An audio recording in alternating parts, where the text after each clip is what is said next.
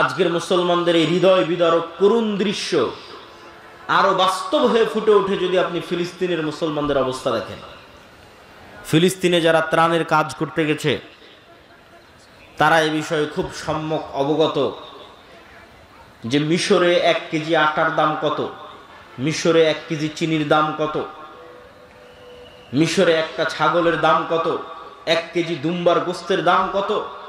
ওই সেম জিনিসটা যখন মিশর থেকে গাজায় ঢুকতেছে তখন গাজায় সেটির দাম হয়ে যাচ্ছে 10 গুণ, 15 গুণ, 20 গুণ, 50 গুণ পর্যন্ত।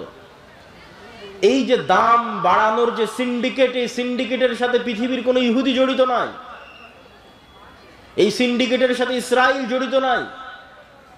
মুসলমানদের পাঠানো ত্রাণের টাকার উপর যে সিন্ডিকেট গড়ে উঠেছে এই সিন্ডিকেট মুসলমানেরাই তৈরি করেছে,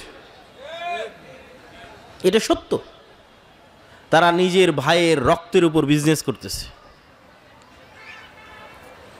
সম্মানিত উপস্থিতি, এই অবস্থা সারা বিশ্বের মুসলমানদের, যে মুসলমানদের মধ্যে নেতৃত্বের প্রকৃত গুণটা নাই, আর এই নেতৃত্বের প্রকৃত গুণ যেন তৈরি না হয় এই জন্য 2টা কালচার মুসলমানদের মধ্যে কন্টিনিউ রাখা আছে, যাতে মুসলমানেরা প্রকৃত নেতা হিসেবে কোনোদিন তাদের জন্ম না হতে পারে। প্রকৃত নেতা, নাম কাস্তে নেতা বলিনি, প্রকৃত নেতার জন্মগত গুণ, সে বলবে সত্য, করবে ন্যায়।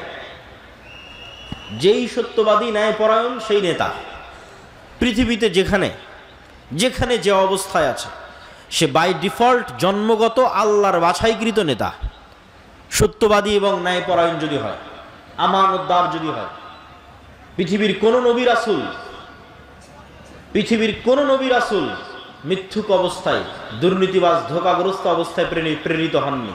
জন্মগত সত্যবাদী আমানতদার অবস্থায় প্রেরিত হয়েছেন। তাওহীদের দাওয়াত দিয়েছেন ওহী পাওয়ার পরে, কিন্তু জন্মগত এই গুণে তারা গুণান্বিত ছিলেন। কেন? এটা নেতার গুণ। তো মুসলমানদের মধ্যে যেন এই নেতৃত্বের গুণ তৈরি না হতে পারে এই জন্য ডেমোক্রেটিক কালচার, গণতন্ত্রের কালচার মুসলমানদের মধ্যে দেওয়া আছে। কেন? গণতন্ত্র এমন এক কালচার যে এখানে এক দলের নেতা আর এক দলের নেতার বিরুদ্ধে মিথ্যা তো বলবেই। নিজ দলের একই আসনের মনোনয়ন প্রার্থী 1 জন, 5 জন, 10 জন নেতাও একই দলের নিজের আসনের প্রতিদ্বন্দ্বী মনোনয়ন প্রার্থীর বিরুদ্ধে মিথ্যা বলবে। কেননা মিথ্যা না বললে টিকতে পারবে না, চলতে পারবে না। গীবত, পরহিংসা না করলে টিকতে এবং চলতে পারবে না। তাহলে যে একবার মিথ্যা বলে ফেললো, যে মিথ্যার কালচারে একবার নিজেকে জড়িয়ে ফেললো, তার দ্বারা কোনোদিন প্রকৃত নেতৃত্ব হবে না। এই নেতা যদি প্রধানমন্ত্রী হয়ে যায়, এই নেতা যদি রাষ্ট্রপতিও হয়ে যায়, এই নেতা যদি এমপিও হয়, এই নেতা যদি মন্ত্রীও হয়, তাহলে যে নিজের দলের মনোনয়ন প্রার্থীর বিষয়ে অন্য দলের নেতার বিষয়ে মিথ্যা বলেছে, দুর্নীতি করেছে, ধোঁকা দিয়েছে, তাকে ভারত আর আমেরিকা টাকা দিয়ে কিনতে পারবে না? বলেন, পারবে? ও তো দুর্নীতিগ্রস্ত, তো মিথ্যার উপর প্রতিষ্ঠিত হয়েছে, তার তো মেরুদণ্ড সোজা নয়। ফলত ডেমোক্রেটিক কালচারের মধ্যে যে নেতাই আসবে সেই নেতাই পশ্চিমাদের পা চাটবে, না হয় পাশের দাদাবাবুদের পা চাটবে, টাকার কাছে বিক্রি হয়ে যাবে। আর একটা কালচার মুসলমানদের মধ্যে রাখা আছে, সেটা হচ্ছে সুদের কালচার। এই সুদের কালচার মিথ্যা তৈরি করে। রাসূলুল্লাহ সাল্লাল্লাহু আলাইহি ওয়াসাল্লাম বলছেন, আল্লাহুম্মা ইন্নী আউযু বিকা মিনাল মা'সামি ওয়াল মাগরাম। আল্লাহ পাপ থেকে বাঁচতে চাই, গুনাহ থেকে বাঁচতে চাই এবং ঋণ থেকে বাঁচতে চাই। আল্লাহর নবীকে সাহাবীরা জিজ্ঞেস করছেন, আল্লাহর নবী আপনি কেন এত ঋণ থেকে বাঁচতে চান? আল্লাহুম্মা ইন্নী আউযু বিকা মিনাল হাম্মি ওয়াল হুজনি। এই দোয়ার মধ্যে রাসূলুল্লাহ সাল্লাল্লাহু আলাইহি ওয়াসাল্লাম বলেছেন, ওয়া যাল'ইদ দাইনি ওয়া গালাবাতির রিজাল। হে আল্লাহ, ঋণের বোঝা থেকে বাঁচতে চাই। আল্লাহর নবীকে সাহাবীরা জিজ্ঞেস করলেন, আপনার প্রত্যেক দোয়ায় ঋণ থেকে বাঁচতে চাওয়ার দোয়া কেন থাকে? রাসূলুল্লাহ সাল্লাল্লাহু আলাইহি ওয়াসাল্লাম উত্তরে বললেন, মানুষ যখন লোন নেওয়া শুরু করে তখন সে মিথ্যা বলাও শুরু করে। আজকে উপস্থিত অসংখ্য মা বোন আছে, যে সমস্ত মা বোন কিস্তির সাথে জড়িত আছে, তারা হলফ করে বলেন, বুকে হাত দিয়ে বলেন, কতজন শতভাগ সত্যবাদী। কি আপনারা বুঝতে পারছেন না কথা? কিস্তি থেকে যে একবার টাকা নিয়েছে তার পক্ষে কি সত্যের উপর অটল থাকা সম্ভব? সম্ভব নয়। তাকে মিথ্যার আশ্রয় নিতেই হবে। আর এইভাবে যখন একটা প্রজন্ম মিথ্যুক তৈরি হয়ে যায়, একদল মা মিথ্যুক তৈরি হয়ে যায়, মিথ্যার আশ্রয় নেয়, তখন এই সমস্ত মায়ের পেট থেকে, এই সমস্ত সমাজ থেকে ওমর ইবনুল খাত্তাব, তারেক বিন জিয়াদ, সালাহুদ্দিন আইয়ুবীর জন্ম অসম্ভব, ইম্পসিবল। শুধু গোলামি জন্ম নিবে, গোলামি তৈরি হবে। যারা মিথ্যার আশ্রয় নিয়ে নিজে বিক্রি হয়ে যাবে, দেশকে বিক্রি করে দিবে। সম্মানিত উপস্থিতি, মুসলমানদের মধ্যে দুইটা কালচার টিকিয়ে রাখা আছে, একটা ডেমোক্রেটিক কালচার, গণতন্ত্রের কালচার, আর একটা সুদের কালচার। সব মুসলমানকে যদি সুদের সাথে জড়িয়ে ফেলা যায়, তাহলে সব মুসলমানকে মিথ্যুক বানানো যাবে। এমনিতেই 190 বছর ব্রিটিশদের গোলামি করার কারণে এমনিতেই মুসলমানেরা দুর্নীতিগ্রস্ত। এমনিতেই ইউরোপীয় উপনিবেশ যেখানে যেখানে প্রতিষ্ঠিত হয়েছে, সেখানে সেখানে মুসলমানদের মিথ্যা, দুর্নীতি, ধোঁকার কালচার বৃদ্ধি পেয়েছে। যেখানে আমাদের শাসন যত মজবুত, যত নিকৃষ্ট, যত জঘন্য ছিল, ওখানে মিথ্যা ধোঁকার কালচার তত বেশি। এই জন্য ভারত, পাকিস্তান, বাংলাদেশের মুসলমানেরা যত মিথ্যা বলে, তার চেয়ে তুলনামূলক রোহিঙ্গা মুসলমানেরা, তার চেয়ে তুলনামূলক আফ্রিকার মুসলমানেরা বেশি মিথ্যা বলবে, বেশি দুর্নীতি করবে, বেশি ধোঁকা দিবে। কেননা তাদের গোলামে আরো শক্ত, আরো মজবুত, আরো কঠিন। ফলত গোলাম অবস্থায় জীবন যাপন করতে করতে মিথ্যা বলা শিখতে হয়েছে। একটা টাকার জন্য, একটা রুটির জন্য দুর্নীতি করা শিখতে হয়েছে। সেই কালচার, সেই স্বভাব রক্ত থেকে যায়নি। ফলত নেতার জন্ম হওয়া সম্ভব নয়, নেতৃত্বের জন্ম হওয়া সম্ভব নয়, জাতির মুক্তি সম্ভব নয়। জাতির মুক্তি তখনই সম্ভব যখন প্রকৃত নেতার জন্ম নিবে, যেই নেতার মেরুদণ্ড হবে সোজা। আর তখনই মেরুদণ্ড সোজা হবে যখন জীবনে কোনোদিন মিথ্যায়, অন্যায় এবং দুর্নীতির আশ্রয় নেয়নি। তখন ওর হৃদয়ে প্রকৃত ঈমান ঢুকেছে। এই নাম কস্তে ঈমান নয়, লোক দেখানো সালাত নয়, লোক দেখানো ওমরা নয়, লোক দেখানো মুখের দাড়ি নয়। প্রকৃত ঈমানের ভিত্তি হচ্ছে যখন সে সত্যবাদী, আল্লাহর সাথে সত্যবাদী, জনগণের সাথে সত্যবাদী, আল্লাহর সাথে ন্যায়পরায়ণ, জনগণের সাথে ন্যায়পরায়ণ, আল্লাহর সাথে আমানতদার, জনগণের সাথে আমানতদার। সম্মানিত উপস্থিতি, আমাদের আজকের বক্তব্যের বিষয় ঈমান বিল গায়েব। কেন আজকের মুসলমানেরা, আজকের গাজার মুসলমানেরা ইসরায়েলের তুলনায় যত দুর্বল, আজকের সমগ্র বিশ্বের মুসলমানেরা আমেরিকা এবং ইসরায়েলের তুলনায় যত দুর্বল, মুসা আলাইহিস সালাতু ওয়াস সালাম তার চেয়ে 100 গুণ দুর্বল ছিলেন, তার চেয়ে 1000 গুণ দুর্বল ছিলেন ফেরাউনের কাছে, ফেরাউনের তুলনায়। আপনাদের এই গোদাগাড়ি মাটি কাটার চরের একজন কৃষককে যদি বলা হয়, একজন রাখালকে যদি বলা হয়, একজন কাজের লোককে যদি বলা হয় যে তোমাকে দাওয়াত দিতে হবে ডোনাল্ড ট্রাম্পের কাছে গিয়ে, তাহলে আপনাদের এই মাটি কাটা গোদাগাড়ির একজন চরের মানুষ ডোনাল্ড ট্রাম্পের কাছে গিয়ে দাওয়াত দিবে। ওই ডোনাল্ড ট্রাম্পের কাছে এই মানুষ যত অসহায়, তার চেয়ে বেশি অসহায় মুসা আলাইহিস সালাম ছিলেন। কেন? এই চরের মাটি কাটা গোদাগাড়ির এই চরের মানুষের নিজের জমি জায়গা আছে, নিজের বাপ মায়ের পরিচয় আছে, নিজের আত্মীয় স্বজন আছে, নিজের গ্রাম বাড়ি আছে। আর মুসা আলাইহিস সালাতু ওয়াস সালাম সেই গোলাম কওমের মেম্বার, যাদের প্রত্যেক পুরুষকে জবাইয়ের আদেশ দেওয়া আছে, যার পিতামাতার পরিচয় তিনি বুক ফুলিয়ে ফেরাউনের সামনে দিতে পারবে না, পিতামাতার পরিচয় গোপন রেখে ফেরাউনের বাড়িতে মানুষ হতে হয়েছে। মা তার পরিচয় মুখ ফুলিয়ে বলতে পারেনি এটা আমার সন্তান। সেই গোলাম কওমের সন্তান মুসা আলাইহিস সালাতু ওয়াস সালাম। শুধু কি তাই, মুসা আলাইহিস সালাতু ওয়াস সালামকে যখন নবী বানানো হচ্ছে, তখন উনি মানুষের বাড়ির কাজের চাকর, 10 বছর থেকে একজন মানুষের বাড়িতে কাজ করতেছেন। শুধু কি তাই, মুসা আলাইহিস সালাতু ওয়াস সালামকে যখন নবী বানানো হচ্ছে, তখন তিনি হত্যার আসামি, ফাঁসির দণ্ডপ্রাপ্ত আসামি। মুসা আলাইহিস সালাতু ওয়াস সালামকে সেই ব্যক্তির বিরুদ্ধে দাওয়াত দিতে পাঠানো হচ্ছে যেই ব্যক্তির কাছে তিনি ফাঁসির দণ্ডপ্রাপ্ত আসামি।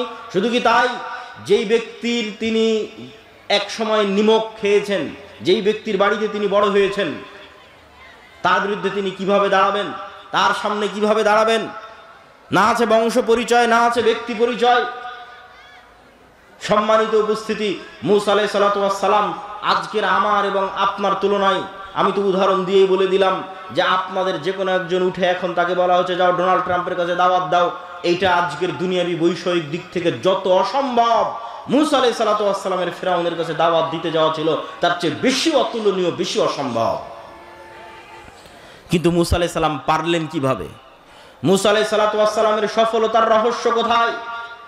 মুসা আলাইহিস সালাতু ওয়াস সালাম তখনই সম্ভব ফেরাউনের সামনে বুক ফুলিয়ে দাওয়াত দেওয়া যখন মুসা আলাইহিস সালাতু ওয়াস সালামের অন্তরে ঈমান বিল গায়েব ইয়াকিনের লেভেলে, যে চোখে যা দেখা যাচ্ছে তাই সব নয়, এর বাইরে আড়ালে গায়েব আছে, গায়েবী মদদ আছে, আল্লাহর ক্ষমতা, আল্লাহর অস্তিত্ব, আল্লাহর শক্তি, ফেরেশতার অস্তিত্ব, নূরের অস্তিত্ব, এগুলো সম্পর্কে যখন মুসা আলাইহিস সালাতু ওয়াস সালামের ইয়াকিন অর্জিত হবে, গায়েবের উপর যখন মুসা আলাইহিস সালামের ইলমে ইয়াকিন হাসিল হবে, তখন মুসা আলাইহিস সালামের কাছে এই বিশাল ফেরাউনের সাম্রাজ্য একটা ধূলিকণার চাইতেও, একটা পিঁপড়ার চাইতেও দুর্বল মনে হবে। এবং ওই ইলমে ইয়াকিন আল্লাহ মুসা আলাইহিস সালাতু ওয়াস সালামকে দিয়েছিলেন। কিভাবে দিয়েছিলেন? মুসা আলাইহিস সালাতু ওয়াস সালামকে আল্লাহ বলেননি, মুসা এই যে জান্নাত থেকে একটা লাঠি নিয়ে আসলাম, এটা খুব ভয়ঙ্কর, ম্যাজেস্টিক, চমৎকার জাদুর লাঠি, এই লাঠি যদি তুমি ছাড়ো এই লাঠি সাপ হয়ে যাবে। জি না, দুনিয়াতে যত জাদুকর আছে, কবিরাজ আছে, যত সাপ খেলা দেখানো সাপুড়ে আছে, এদের নিজের প্রশিক্ষণ দেওয়া সাপ আর নিজের কাছে যত্নের সাথে রাখা পাথর আর লাঠি দিয়ে এদেরকে জাদু দেখাতে হয়। আপনি একটা দিবেন, সেটা দিয়ে পারবে না। তো মুসা আলাইহিস সালাতু ওয়াস সালামকে আল্লাহ সুবহানাহু ওয়া তাআলা এটা বলেননি এই যে জান্নাত থেকে লাঠি নিয়ে এসে দিলাম এটা এখন সাপ হবে, আসমান থেকে এক বিশাল স্বর্ণের লাঠি নিয়ে এসে দিলাম এটা সাপ হবে। জি না, মুসা তুমি যেই লাঠি নিজে ব্যবহার করছো, সাধারণ একটা গাছের 10 বছর 15 বছর 20 বছর আগে যেই লাঠি কেটে তুমি কাড়াল বানিয়েছো, রাস্তা অতিক্রম করো, গর্ত অতিক্রম করো, আউড় এবং ধান শুকাও, সেই লাঠি, যে লাঠি তুমি ব্যবহার করছো, আমি যদি 5-10 বছর থেকে এই ফোন ব্যবহার করি, 15 বছর থেকে এই বই ব্যবহার করি, আমার হাতে থাকে, তাহলে এই বই, আমার হাতে থাকা বই আজকে নতুন করে এসে কেউ দিচ্ছে না, এই নাও জান্নাত থেকে একটা বই দিলাম, এই বই এখন সাপ হয়ে যাবে। জি না, তুমি যেটা ব্যবহার করতেছো র্যান্ডমলি যেই লাঠি, সেই লাঠি আমি তোমার চোখের সামনে সাপ বানিয়ে দেবো। বলেন আল্লাহু আকবার। এটা হচ্ছে আল্লাহর শক্তি, যাতে মুসা আলাইহিস সালাতু ওয়াস সালামের ইলমে ইয়াকিন হাসিল হয় গায়েবের উপর। সম্মানিত উপস্থিতি, তাহলে আজকের মুসলমানেরা পরাজিত কেন? ইলমে গায়েবে ইয়াকিন নাই। মুসা আলাইহিস সালাম বিজয়ী কেন? ইলমে গায়েবে ইয়াকিন ছিল। মুহাম্মদ সাল্লাল্লাহু আলাইহি ওয়াসাল্লাম থেকে শুরু করে, আবু বকর, ওমর, ওসমান, আলী থেকে শুরু করে, আমর ইবনুল আস, খালিদ ইবনুল ওয়ালিদ থেকে শুরু করে, উমাইয়া খেলাফত, আব্বাসী খেলাফত থেকে শুরু করে সালাহুদ্দিন আইয়ুবী হয়ে মুহাম্মদ আল ফাতেহের তুরস্ক বিজয় পর্যন্ত এমন কোন যুদ্ধে মুসলমানেরা বিজয় অর্জন করেনি যেই যুদ্ধে মুসলমানেরা শক্তিশালী ছিল। এমন একটা যুদ্ধ ইতিহাসের পাতা থেকে দেখানো যাবে না যেই যুদ্ধে মুসলমানেরা শক্তিশালী অবস্থায় বিজয়ী হয়েছে। সুলতান সালাহুদ্দিন আইয়ুবী যখন জেরুজালেমের মসজিদে আকসা বিজয় করে, তখন সুলতান সালাহুদ্দিন আইয়ুবীর চাইতে ইউরোপীয় ক্রুসেডাররা শতগুণে বেশি শক্তিশালী ছিল। সুলতান মুহাম্মদ আল ফাতেহ যখন তুরস্কের ইস্তাম্বুল বিজয় করে, তখন তুরস্কের রাজা বাদশারা, ইউরোপের রাজা বাদশারা সুলতান মুহাম্মদ আল ফাতেহের চাইতে বেশি শক্তিশালী ছিল। জহিরউদ্দিন বেরবাস যখন মিশরের মাটিতে হালাকু খা চেঙ্গিস খাকে পরাজিত করে, তখন এই পুরো বিশ্বে হালাকু খা চেঙ্গিস খানের চাইতে শক্তিশালী আর কেউ ছিল না। আব্বাসীয় খেলাফতের রাজধানী বাগদাদকে মাটির নিচে পিষে দিয়ে হালাকু খা চেঙ্গিস খা মিশর দখল করতে গেছে। পুরো পৃথিবীতে তাদের মোকাবেলা করবে এরকম কোনো শক্তি ছিল না। মুহাম্মদ সাল্লাল্লাহু আলাইহি ওয়াসাল্লাম যখন বদরে অবতীর্ণ হয়েছে, উহুদে অবতীর্ণ হয়েছে, খন্দকে অবতীর্ণ হয়েছে, তখন মুহাম্মদ সাল্লাল্লাহু আলাইহি ওয়াসাল্লামের চেয়ে মক্কার কাফের, কুরাইশ, মুশরিকরা কয়েক শতগুণ বেশি শক্তিশালী ছিল দুনিয়াবি অস্ত্রপাতি এবং সাজ সরঞ্জামের দিক থেকে। দাউদ আলাইহিস সালাতু ওয়াস সালামকে যেই দিন আল্লাহ জেরুজালেম বিজয়ের তৌফিক দিয়েছেন, সেই দিন দাউদ আলাইহিস সালাতু ওয়াস সালামের সাথে মাত্র 313 জন ছিল। সম্মানিত উপস্থিতি, তাহলে বিজয় শক্তি দিয়ে নয়, বিজয় ক্ষমতা দিয়ে নয়, বিজয় অর্জিত হয় গায়েবী মদদে। ওই গায়েবের উপরই যদি বিশ্বাস না থাকে, তাহলে আপনাকে মন্দির পাহারা দিয়ে ক্ষমতা দখল করতে হবে। আর যদি গায়েবের উপর বিশ্বাস থাকে, তাহলে শুধু বাংলাদেশের ক্ষমতা নয়, পুরো পৃথিবীর ক্ষমতা অর্জন করা যাবে। কেননা কোরআনে পুরো পৃথিবীর ক্ষমতা অর্জনের রাস্তা বলে দেওয়া আছে। কিন্তু ওই মানের ঈমানওয়ালা একটা প্রজন্ম তৈরি হচ্ছে না, ওই মানের সততা, ন্যায়পরায়ণতার গুণে গুণান্বিত হবে এরকম একটা প্রজন্ম তৈরি হচ্ছে না, যে প্রজন্মের জন্য এই বিজয় অপেক্ষা করছে। সেই প্রজন্ম তো আসতে হবে যাদেরকে আল্লাহ সুবহানাহু ওয়া তাআলা বিজয়ের জন্য মনোনীত করেছে। সেই প্রজন্ম তো তৈরি হতে হবে যাদের হাতে আল্লাহ সুবহানাহু ওয়া তাআলা বিজয় লিখে রেখেছে। সম্মানিত উপস্থিতি, আজকে আমরা ঈমান বিল গায়বের একটা অংশের উপর আলোচনা করব। আল ঈমান বিল মালাইকা, ফেরেশতাদের উপর ঈমান। ফেরেশতাদের অস্তিত্ব, ফেরেশতাদের ক্ষমতা, ফেরেশতাদের উপস্থিতি, ফেরেশতাদের কাজ। আজকে আমরা এবং আপনারা এখানে উপস্থিত আছি, এটা যতটুকু সত্য তার চেয়ে বেশি সত্য ফেরেশতাদের অস্তিত্ব। এইটার মতো নয়, এটার চেয়ে বেশি। আপনি যদি আপনার পিতামাতার সন্তান হন, তাহলে আপনার পিতামাতার অস্তিত্ব আপনার কাছে যত সত্য, আর আপনার পিতামাতার কাছে আপনি সন্তান হিসেবে সন্তানের অস্তিত্ব যত সত্য, তার চেয়ে বেশি সত্য আপনার সাথে আপনার পিতামাতার সাথে ফেরেশতা আছে। এটা বেশি সত্য। কেন বেশি সত্য? এটাকে আমি এমনি বানিয়ে বলছি জি না। আমাদের আদি পিতা আদম আলাইহিস সালাতু ওয়াস সালামকে যখন সৃষ্টি করা হয়, তখন সৃষ্টির পর তিনি প্রথম অন্য কোনো মানুষের সাথে পরিচিত হননি। যে আদম, এই যে তোমাকে সৃষ্টি করলাম, এই যে তোমার বাপ মা, এই যে তোমার ভাই বোন, আর এই যে তোমার স্ত্রী, আর এই যে তোমার পুত্র, যেটা এটা আমার মা, এটা আমার বাপ, এটা আমার সন্তান, এটা আমার ভাই, এটা আমার বোন। জন্মের পরে এগুলোর সাথে আমরা প্রথম পরিচিত হই। কিন্তু আমরা যখন প্রথম সৃষ্টি হয়েছি, তথা আমাদের আদি পিতা আদম আলাইহিস সালাম যখন প্রথম সৃষ্টি হয়েছে, তখন আদম আলাইহিস সালাম জন্মের পরে অন্য কোনো মানুষের সাথেই পরিচিত হয়নি। সর্বপ্রথম পরিচিত হয়েছে ফেরেশতাদের সাথে। বলেন আল্লাহু আকবার। তাহলে আমার বাপ মায়ের অস্তিত্বের আগে ফেরেশতার অস্তিত্ব না আগে বাপ মায়ের অস্তিত্ব? ফেরেশতার অস্তিত্ব। আপনি যখন প্রথম সৃষ্টি হয়েছেন, তখন প্রথম পরিচিত হয়েছেন ফেরেশতার সাথে। ওয়াইদ কুলনা লিল মালাইকাতি ইসজুদু লিআদম ফাসাজাদু ইল্লা ইবলিস আবা ওয়াস্তাকবারা। وَإِذْ قَالَ رَبُّكَ لِلْمَلَائِكَةِ إِنِّي جَاعِلٌ فِي الْأَرْضِ خَلِيفَةً قَالُوا أَتَجْعَلُ فِيهَا مَن يُفْسِدُ فِيهَا وَيَسْفِكُ الدِّمَاءَ। আল্লাহ ফেরেশতাদের ডাক দিয়ে বললেন, কোরআনে আল্লাহ বলছেন, মানুষ সৃষ্টির ঘটনা শুরুই ফেরেশতা দিয়ে। আল্লাহ ফেরেশতাদের ডাক দিয়ে বললেন, ইন্নী জাইলুন ফিল আরদি খলিফা, আমি পৃথিবীতে মানুষ সৃষ্টি করতে চাই। ফেরেশতারা উত্তরে বলল, আতাজআলু ফিহা মান ইফসিদু ফিহা ওয়া ইয়াসফিকু দিমা, আপনি কি পৃথিবীতে এমন জাতি তৈরি করবেন যারা ফিতনা তৈরি করবে, রক্ত প্রবাহিত করবে, ফাসাদ তৈরি করবে? আমরা তো আপনার তাসবিহ তাহলিল করার জন্য আছি। আল্লাহ বললেন, আমি যা জানি তোমরা তা জানো না। তারপরে যখন আদম সৃষ্টি করা হয়ে গেল, আল্লাহ সুবহানাহু ওয়া তাআলা আদমকে যখন সকল জ্ঞান দিয়ে দিলেন, তারপরে ফেরেশতাদের সামনে যখন প্রমাণ করে দিলেন আদম জ্ঞানে শ্রেষ্ঠ তোমাদের চাইতে, তখন এবার আল্লাহ ফেরেশতাদের বলছেন যে ফেরেশতারা তোমরা সবাই আদমকে সিজদা করো। সম্মানিত উপস্থিতি, তাহলে এই যে আদম আলাইহিস সালাতু ওয়াস সালাম সৃষ্টি হওয়ার পর প্রথম ভিন্ন জগতের দুইটা প্রাণীর সাথে পরিচিত হয়েছে। এই ভিন্ন জগতের দুই প্রাণী সম্পর্কে জানাই এই পৃথিবীর গেম এবং খেলা জানার আসল রিয়ালিটি। এই দুই ভিন্ন জগতের প্রাণীর, একটা শয়তান, একটা ফেরেশতা। আপনাকে আল্লাহ সুবহানাহু ওয়া তাআলা যেই খেলা খেলতে পাঠিয়েছে, ওই খেলার যদি নিয়ম কানুন না জানেন, তাহলে খেলে লাভ নাই, খেলতে পারবেন না।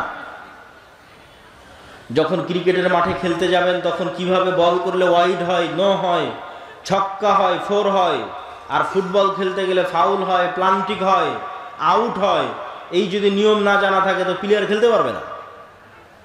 তো আমরা যে এই পৃথিবীতে আছি, এই পৃথিবীতে আমাদের পাঠানোর যে ঘটনা আল্লাহ কোরআনে তুলে ধরেছে, আল্লাহ সুবহানাহু ওয়া তাআলা পৃথিবীতে পাঠানোর যে ঘটনা তুলে ধরেছে, সেটার মধ্যে পৃথিবীর গেম, সিক্রেট যে গেম, যে খেলা, ওটা লুকিয়ে আছে। সেটা যুক্তই আছে অদৃশ্য দুই প্রাণীর সাথে, একটা শয়তান, একটা ফেরেশতা। মানুষের সাথে যুক্তই নাই। আল্লাহ বর্ণনাই শুরু করেছেন এইভাবে। ইবলিস শত্রু হয়ে গেল। আল্লাহ সুবহানাহু ওয়া তাআলা কুলনা বিতু বা'দুকুম লিবা'দিন আদু, আল্লাহ সুবহানাহু ওয়া তাআলা বলেন, আজকে তোমরা নেমে যাও, আসমান থেকে নেমে যাও, জান্নাত থেকে নেমে যাও। আজ থেকে তোমরা একজন আরেকজনের শত্রু। ফাইম্মা ইয়াতিয়ান্নাকুম মিন্নি হুদান ফামান তাবিআ হুদায়া ফালা খাউফুন আলাইহিম ওয়ালা হুম ইয়াহজানুন। তোমরা একজন আরেকজনের শত্রু, তবে আমার পক্ষ থেকে হেদায়েত আসবে, হেদায়েতের নূর আসবে। এই নূর দিয়ে যাদের কলব আলোকিত হবে, যাদের হৃদয় এই নূরের আলোতে আলোকিত হবে, তাদের জন্য এই শয়তান কোনো ক্ষতি করতে পারবে না। আর যাদের কলব এই নূরের আলোয় আলোকিত হবে না, এই শয়তান তাদের সবচেয়ে বড় শত্রু। আদুউম মুবিন, সবচেয়ে বড় শত্রু। আর একমাত্র প্রকৃত বন্ধু হচ্ছে ফেরেশতা, আর একমাত্র শত্রু হচ্ছে শয়তান, যে আপনার নামে মিথ্যা অপবাদ দিয়েছে, জমি দখল করে নিয়েছে, টাকা মেরে নিয়েছে, ওর চেয়ে বড় শত্রু শয়তান।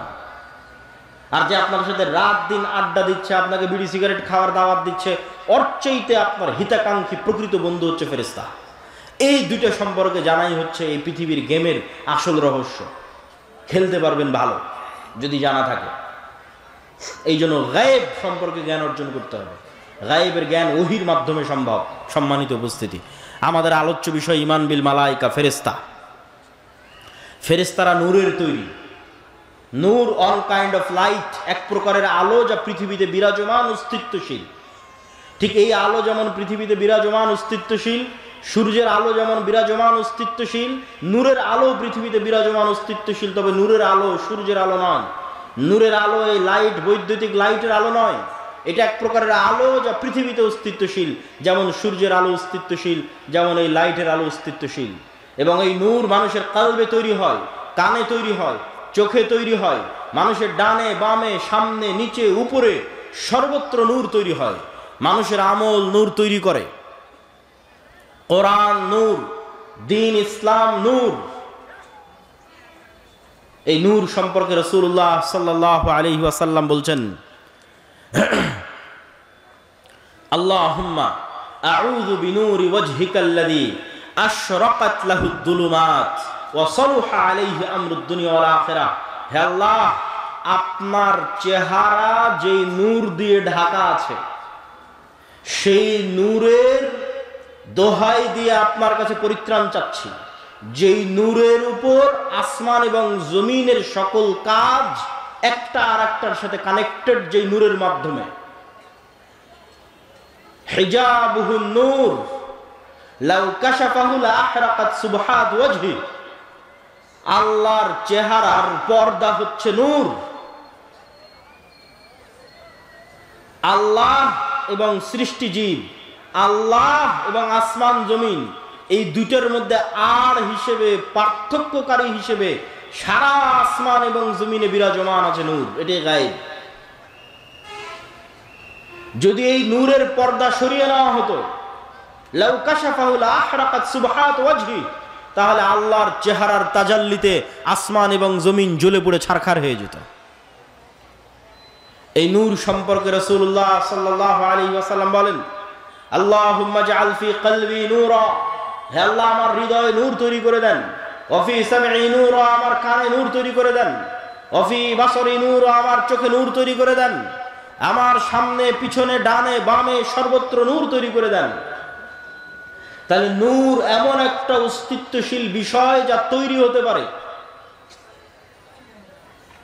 আপনার চোখের পাওয়ার যেমন ধরা পড়ে, বাস্তবে তো ধরা পড়ে না। বাস্তবে তো দেখলে চোখ ঠিকই আছে, কিন্তু মেশিনে দেওয়ার পর যখন ধরা পড়ে যে চোখের পাওয়ার কমে গেছে, কাজের বাস্তবায়নে যখন অনুভূতি দেখেন যে না আমি কম দেখতে পাচ্ছি, তো আপনার চোখের পাওয়ারের কম বেশি যেমন সত্য, আপনার চোখে নূর আছে অথবা না এটা তার চেয়ে বেশি সত্য।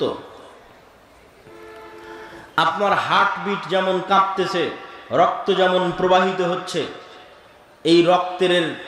এই রক্তের প্রেসার চোখে দেখা যায় না, কিন্তু যখন ঠিকই যন্ত্র ধরা হচ্ছে তখন রক্তের প্রেসার উঠে আসতেছে।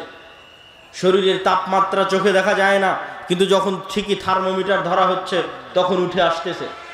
এই থার্মোমিটারে শরীরের তাপমাত্রা যত সত্য, এই রক্তের প্রেসার যত সত্য, এই হার্টবিট যত সত্য, এই হার্টের মধ্যে নূর তৈরি হয় তার চেয়ে বেশি সত্য। সম্মানিত উপস্থিতি, আমি বলিনি, রাসূলুল্লাহ সাল্লাল্লাহু আলাইহি ওয়াসাল্লামের হাদিসের অনুবাদ করছি। এটাই গায়েব। এই গায়েব সম্পর্কে যত জ্ঞান অর্জন করবেন তত আপনার জন্য পৃথিবীতে চলা সহজ হয়ে যাবে। আজকে এখানে আব্দুর রাজ্জাক বিন ইউসুফ, আব্দুল্লাহ বিন আব্দুর রাজ্জাক আসবে, এটা শোনার পর যারা এখানে উপস্থিত হয়েছেন তাদের অন্তরে বিন্দু মাত্র হলেও নূর আছে, এই জন্য এখানে উপস্থিত হতে পেরেছেন।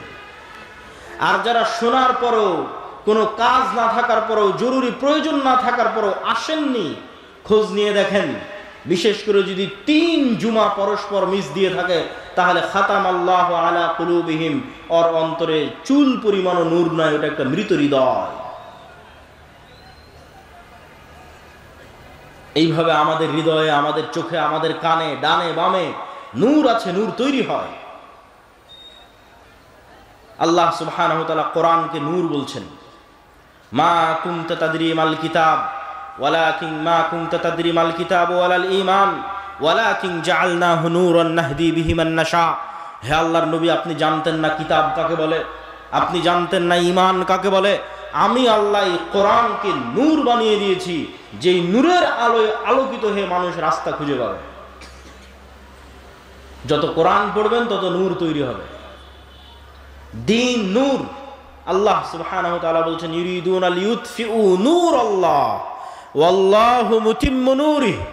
কাফের এবং মুশরিকেরা চায় আল্লাহর নূরকে ফু দিয়ে নিভিয়ে দিতে, আর আল্লাহ আল্লাহর নূরকে সারা পৃথিবীতে বিজয়ী করবেন, প্রতিষ্ঠিত করবেন।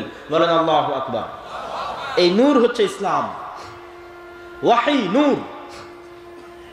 আল্লাহ সুবহানাহু ওয়া তাআলার পক্ষ থেকে যে ওয়াহী এসেছে, কোরআন ওয়াহী, ইসলাম ওয়াহী, এই ওয়াহী নূর।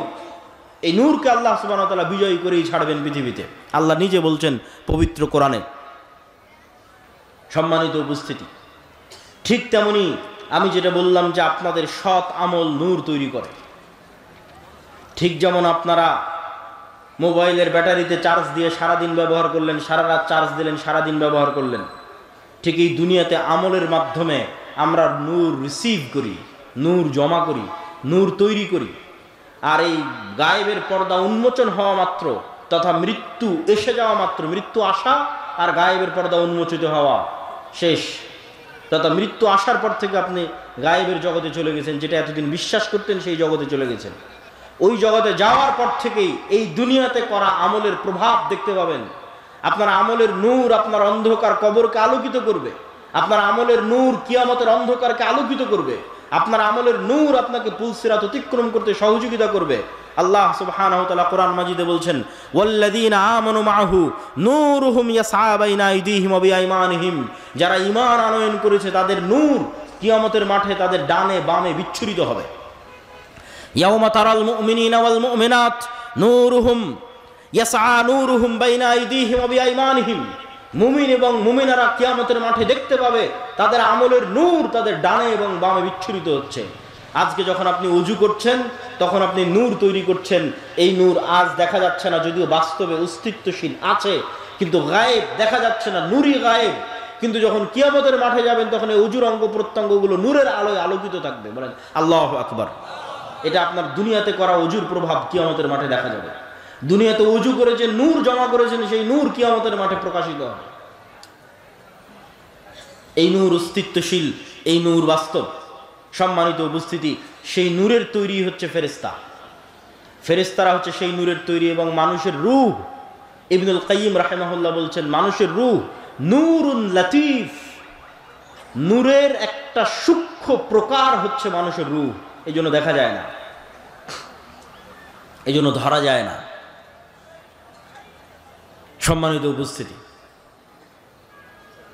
তাহলে নূর যদি পৃথিবীতে অস্তিত্বশীল থাকে, বিরাজমান থাকে, ফেরেশতারা যদি পৃথিবীতে অস্তিত্বশীল থাকে, বিরাজমান থাকে, আমি আপনি দেখি না কেন? আমি আপনি ধরতে পারি না কেন? বিজ্ঞানের যন্ত্র ধরতে পারে না কেন? আবিষ্কার করতে পারে না কেন? আজ থেকে 100 বছর আগে এই মাটিকাটা গ্রামে যে মানুষ মারা গেছে, সেই মানুষকে যদি আপনি এখন উঠিয়ে বলেন যে শোনো, আমি কথা বলবো এখানে, আর আমার কথা এখন সাথে সাথে ঢাকায় গিয়ে বাজবে। আমি কথা বলবো এখানে, বাজবে ঢাকায় সাথে সাথে। আর আমি কথা বলবো এখানে, বাজবে সৌদি আরবে, আমেরিকা, ইউরোপে সাথে সাথে। 1 সেকেন্ড দেরি হবে না, বিশ্বাস করবেন। এটা তার কাছে গায়েব ছিল। আজ থেকে 100 বছর আগে যারা পৃথিবীতে চলে গেছে, পৃথিবী থেকে চলে গেছে, এটা তাদের কাছে গায়েব। আর আল্লাহ আমাদের জন্য এই নিয়ামত উন্মোচন করে দিয়েছে। কথা বলছি এখানে, এই লাইভে ক্যামেরায় আমেরিকায় যে বসে আছে সেও শুনতে পাচ্ছে আমার কথা এখান থেকে ইনস্ট্যান্ট ভেসে উড়ে আমেরিকা গিয়ে বাজতেছে। 100 বছর আগে মানুষ এটা বিশ্বাস করতো না। অথচ যেই ওয়েভ, যেই মাইক্রোওয়েভ, রেডিও ওয়েভ, আলোর তরঙ্গের মধ্যে দিয়ে মানুষের আওয়াজ এবং মানুষের দৃশ্য ট্রান্সফার হচ্ছে, আলোর গতির সাথে ট্রান্সফার হচ্ছে, এই ওয়েভের মধ্যে ডাটা ধারণ করার ক্ষমতা তথা মানুষের আওয়াজ ধারণ করার ক্ষমতা, মানুষের দৃশ্য ধারণ করার ক্ষমতা আল্লাহ যেদিন পৃথিবী সৃষ্টি করেছিলেন ওই দিন থেকেই ছিল, মানুষ জানতো না, ওই দিন থেকেই ছিল। আজ এসে মানুষ আবিষ্কার করেছে কিরে এই আলোর তরঙ্গ তো ডাটা ধারণ করে, যেটার উপর আজকের ইন্টারনেট দাঁড়িয়ে আছে, যেটার উপর আজকের আধুনিক মোবাইল কম্পিউটারের সভ্যতা দাঁড়িয়ে আছে, শুধু এই আলোর মাইক্রোওয়েভ রেডিও ওয়েভের মাধ্যমে ডাটা ট্রান্সফার করা। অথচ আমরা কত বোকা দেখেন, সবসময় ফোনে কথা বলতেছি, আমেরিকা, ইউরোপ, লন্ডন সব জায়গায় কথা বলতেছি ফোনে, সাথে সাথে সেখানে আমাদের কথা পৌঁছে যাচ্ছে, অথচ এটা বিশ্বাস করতেছি না যে এই কথা আল্লাহ সাথে সাথে শুনতে পাবেন। আরে মানুষের তৈরি প্রযুক্তির মাধ্যমে আল্লাহর দেওয়া সিস্টেম ব্যবহার করে সাথে সাথে কথা পৌঁছে যাচ্ছে আমেরিকায়, আর মানুষ বিশ্বাস করে না যে তার কথা সাথে সাথে আল্লাহ সুবহানাহু ওয়া তাআলা শুনতে পাচ্ছেন। যদিও আল্লাহ এই সিস্টেমের মুখাপেক্ষী নন, আল্লাহ সুবহানাহু ওয়া তাআলা এগুলো থেকে পবিত্র এবং আরো ঊর্ধ্বে। কিন্তু মানুষ যদি এত দূর পারে তাহলে আল্লাহ কত দূর পারতে পারে? মানুষ যদি এত দূর পারে তাহলে আল্লাহ সুবহানাহু ওয়া তাআলা কত দূর পারতে পারে? মানুষ যদি এত দূর পারে। এটাতে কি বলছিলাম যে এটাই 100 বছর আগে গায়েব ছিল, তাহলে আপনি দেখতে পান না, আপনি বুঝতে পান না, তার মানে পৃথিবীতে না, এটা মিথ্যা কথা। আজ থেকে 100 বছর আগে একটা মানুষ যদি বলে থাকে কথা এখানে বলবো বাঁচবে আমেরিকায়, এটা অসম্ভব, তাহলে এটা মিথ্যা কথা। কেন? তার জ্ঞানের স্বল্পতার কারণে সে জানতো না, জ্ঞানের স্বল্পতার কারণে সে বুঝতো না। তাহলে যা জানেন না, যা বুঝেন না, যা দেখেন না, তা বাস্তবে না, এটা মিথ্যা। এবং বর্তমান পৃথিবীতে এমনও উদাহরণ দেওয়া সম্ভব যেই উদাহরণগুলো আপনাকে বুঝতে সহযোগিতা করবে যে না, পৃথিবীতে এখনো এমন কিছু আছে যা মানুষ জানতে পারে না, মানুষের বিজ্ঞানও জানতে পারে না। যেমন কুকুরের ঘ্রাণ শক্তি মানুষের চাইতে 10,000 গুণ বেশি। এখানে যে মাইকগুলো আছে, আমি কোনো সেন্ট এই মাইক থেকে পাচ্ছি না, কোনো সেন্ট নাই। এই প্লাস্টিকের এই যে বোতল, এটার থেকেও কোনো সেন্ট পাচ্ছি না। তা আমি যদি বলি যে এই মাইকের কোনো গন্ধ নাই, এটা মিথ্যা কথা। আমি যদি বলি এই পানির কোনো গন্ধ নাই, এটা মিথ্যা কথা। অত সূক্ষ্ম লেভেলের গন্ধ নেওয়ার ক্ষমতা আমার নাই। এই মাইকটাই আপনি একটা কুকুরের নাকের সামনে রাখেন, দিয়ে রাজশাহীর সাহেব বাজারে ফেলে আসেন, এখানকার মাটি কাটার কুকুর ওই রাজশাহীর সাহেব বাজারে এই মাইক খুঁজে বের করে নিয়ে আসবে। শুধু কি তাই, একটা ক্যান্সার সেলের পর্যন্ত গন্ধ, ক্যান্সারের কোষের পর্যন্ত গন্ধ কুকুর ধারণ করতে পারে। করোনা ভাইরাসের মতো সূক্ষ্ম জিনিসের গন্ধ কুকুর ধারণ করতে পারে। 1 গুণ 2 গুণ বলা নাই তো, মানুষের চেয়ে 10,000 গুণ বেশি বলা আছে, যে 10,000 গুণ বেশি সক্ষম। মানুষ এখনো এই লেভেলের কোনো যন্ত্র আবিষ্কার করতে পারেনি, এই জন্য মানুষ কুকুরকেই কাজে লাগায়।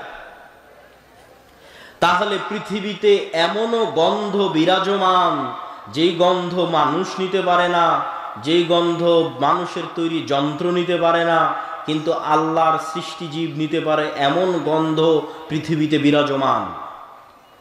ঠিক এমন আওয়াজ পৃথিবীতে বিরাজমান। আজকে আমি যেখানে দাঁড়িয়ে বক্তব্য দিচ্ছি, আর আশেপাশে যদি কোনো পিঁপড়া চলমান থাকে, ওই পিঁপড়ার আওয়াজ আমি শুনতে পাচ্ছি না। এই রেকর্ডার, দামি রেকর্ডারও যদি ওই পিঁপড়ার কাছে লাগিয়ে দেওয়া হয়, তো এই রেকর্ডার ওই পিঁপড়ার আওয়াজ ধরতে পারবে না। কিন্তু আমি যদি বলি ওই পিঁপড়ার হাঁটার কোনো আওয়াজ নাই, এটা মিথ্যা কথা।